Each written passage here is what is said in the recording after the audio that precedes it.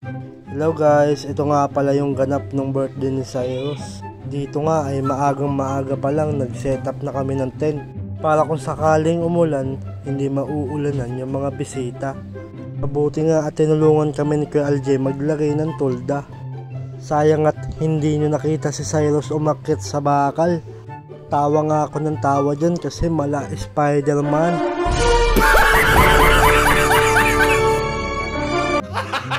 Gago!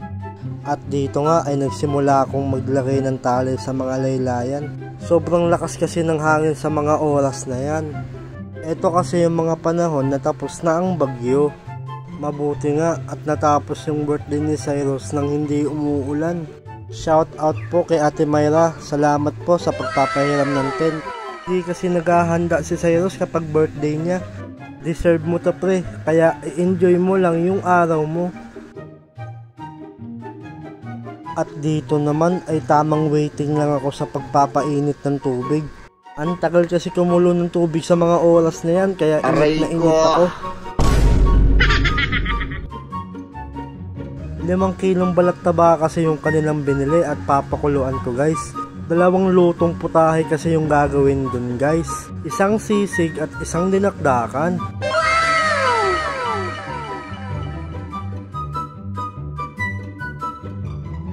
At dito nga guys, tamang kwentuhan lang kami dito sa labas habang hinahantay namin kumulo yung tubig.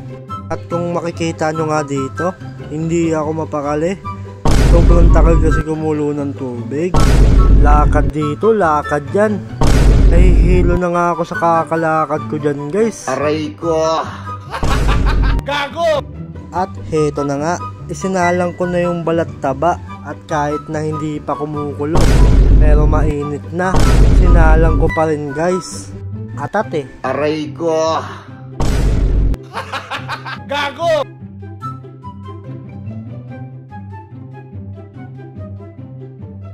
At dito naman guys, naglagay kami ng tolda at plastic. Ginawa naming alunod para kapag umulan, isa lang ang dadaanan ng tubig. Para hindi na din maanggihan yung mga bisita. Umulan man o hindi, mas maganda na yung ganito para sigurado. Magsisimula na nga pala yung iba sa paghihiwa ng mga rekado. Pagtutulungan namin to guys para mas mabilis.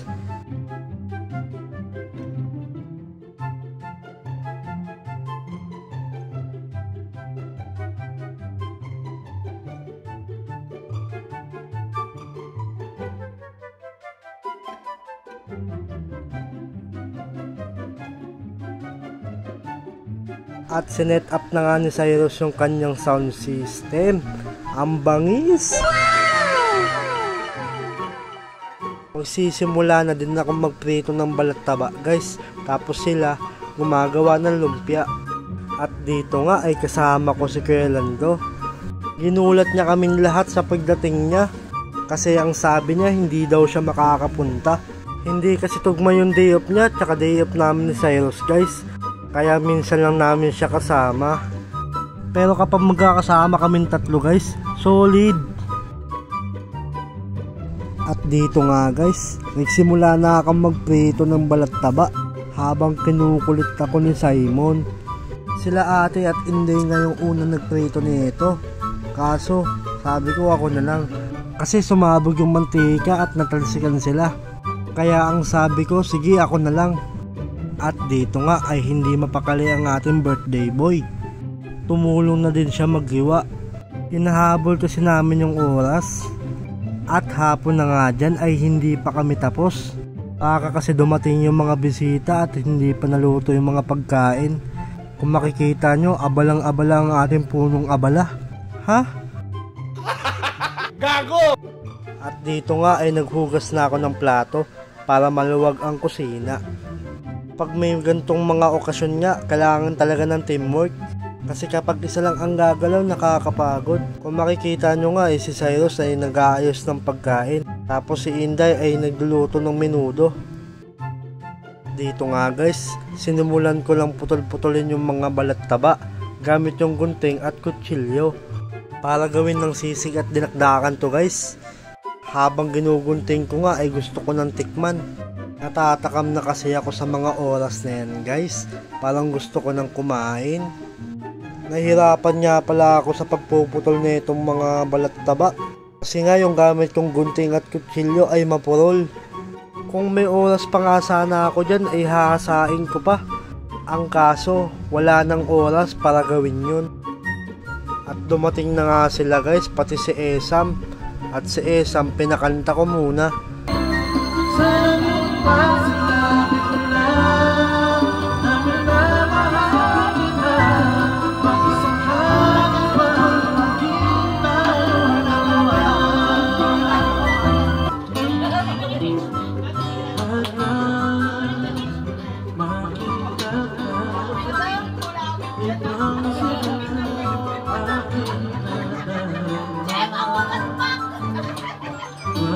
At heto na, ang mga sumunod na naganap.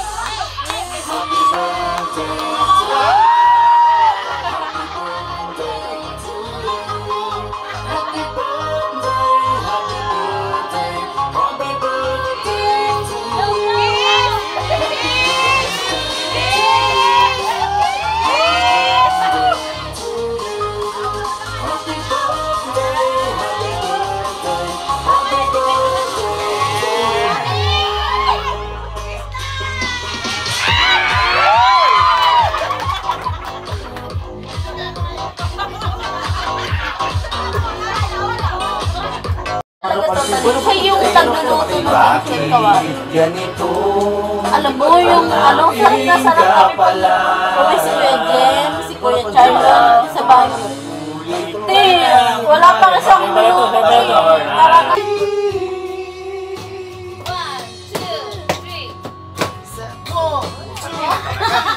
Sa pagpatay ng bawat sandali, nakati kong lagi ang aking mga labi.